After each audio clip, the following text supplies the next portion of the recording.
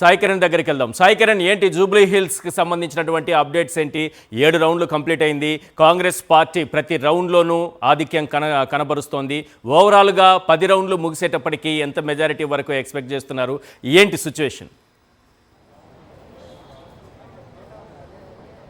ఈశ్వర్, జూబ్లీహిల్స్ ఉప ఎన్నిక ఫలితం అధికార కాంగ్రెస్ పార్టీనే వరించిందని చెప్పొచ్చు. ఎందుకంటే ఇప్పటివరకు అధికారికంగా చూస్తే 5 రౌండ్లు అధికారికంగా అనౌన్స్ చేసింది. 12,800 మెజారిటీ కాంగ్రెస్ వైపు ఉంది. అనధికారికంగా అంటే లోపల నుండి వస్తున్నటువంటి సమాచారం ప్రకారం 7 రౌండ్లు ముగిసేసరికి దాదాపు 19,000 అయితే మెజారిటీ ఫిగర్ను దాటింది కాంగ్రెస్ పార్టీ అనేటువంటి చెప్పొచ్చు. సో చాలా స్పష్టంగా జూబ్లీహిల్స్ ప్రజలు దాదాపు 25,000 మెజారిటీ వరకు కూడా కాంగ్రెస్ పార్టీకి ఇచ్చేటువంటి అవకాశం ఇక్కడ కనిపిస్తుంది. సో మొత్తంగా ప్రచారం వరకు కనుక చూస్తుంటే అటు బీఆర్ఎస్ కాంగ్రెస్ 2 పార్టీలు కూడా, అటు అధికార పార్టీ ప్రతిపక్ష పార్టీ 2 కూడా హోరాహోరీగా ప్రచారాన్ని హోరెత్తించాయి.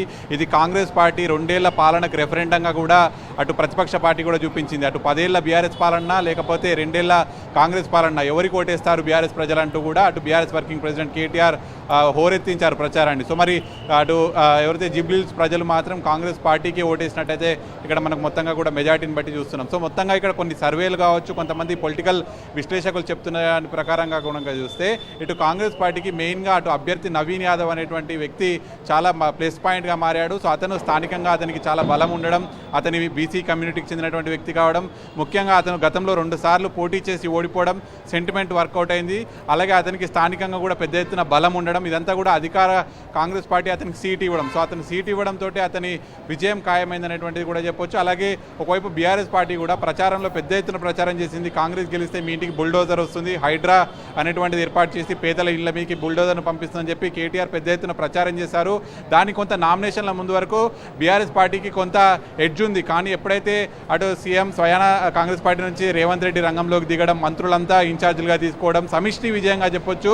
అందరూ కూడా పోల్ మేనేజ్మెంట్ కూడా చాలా చక్కగా చేశారనేటువంటిది మాట్లాడుకుంటున్నారు. సో అన్ని రకాలుగా కూడా చూసుకుంటే కాంగ్రెస్ పార్టీ దీన్ని చాలా ప్రతిష్టాత్మకంగా తీసుకుంది. ఎందుకంటే ఖచ్చితంగా 2 ఏళ్ల పరిపాలన ముగిసిన తర్వాత మళ్ళీ ఒక ఉప ఎన్నిక వచ్చింది. ఆ ఉప ఎన్నిక కూడా అనివార్యంగా వచ్చింది. బీఆర్ఎస్ పార్టీకి చెందినటువంటి ఒక ఎమ్మెల్యే మృతి చెందడంతో వచ్చినటువంటి ఉప ఎన్నిక అయినప్పటికీ కూడా దీన్ని కొంత ప్రతిష్టాత్మకంగా తీసుకున్నాయి ఇరు పార్టీలు కూడా. ఎందుకంటే ఈ ఎన్నికల్లో అటు బీఆర్ఎస్ గెలిస్తే ఖచ్చితంగా నెక్స్ట్ జనరల్ ఎలక్షన్లో మాదే విజయం అనేటువంటి చెప్పుకునేటువంటి అవకాశం ఉంటుంది. అలాగే కాంగ్రెస్ కనుక ఓడిపోతే ఇక్కడ కొంత డీలా పడేటువంటి అవకాశం ఉంటుంది. అయినప్పటికీ కూడా ఇప్పుడు బీఆర్ఎస్ 2వ స్థానం కూడా మనకు కనిపిస్తుంది. ఎందుకంటే నెక్స్ట్ కాంగ్రెస్ పార్టీకి ప్రత్యామ్నాయంగా బీఆర్ఎస్ మాత్రమే అని చెప్పుకునేటువంటి అవకాశం కూడా వాళ్ళకి ఇప్పుడు కనిపిస్తుంది. ఎందుకంటే కొంత నగరంలో పట్టున్నటువంటి బీజేపీ 3వ స్థానానికి పడిపోయింది. లంకల దీపక్ రెడ్డి కొంత డిపాజిట్కు దగ్గరగానే ఉన్నాడు, డిపాజిట్ కూడా వచ్చేటువంటి అవకాశం ఉంది. సో మొత్తానికి అటు పోటీ మాత్రం కాంగ్రెస్కు బీఆర్ఎస్ మధ్యన నడిచింది. అది కూడా పోటీలో చాలా వెనుకబడే ఉంది బీఆర్ఎస్ పార్టీ. మొత్తం 10 రౌండ్లు ముగిసేసరికి 25,000 మెజార్టీ కాంగ్రెస్ పార్టీకి వచ్చేటువంటి అవకాశం కనిపిస్తుంది. ఇప్పటివరకు అయితే 19,000 అయితే మెజార్టీకి దగ్గరలో కాంగ్రెస్ పార్టీ అభ్యర్థి నవీన్ యాదవ్ కనిపిస్తున్నాడు.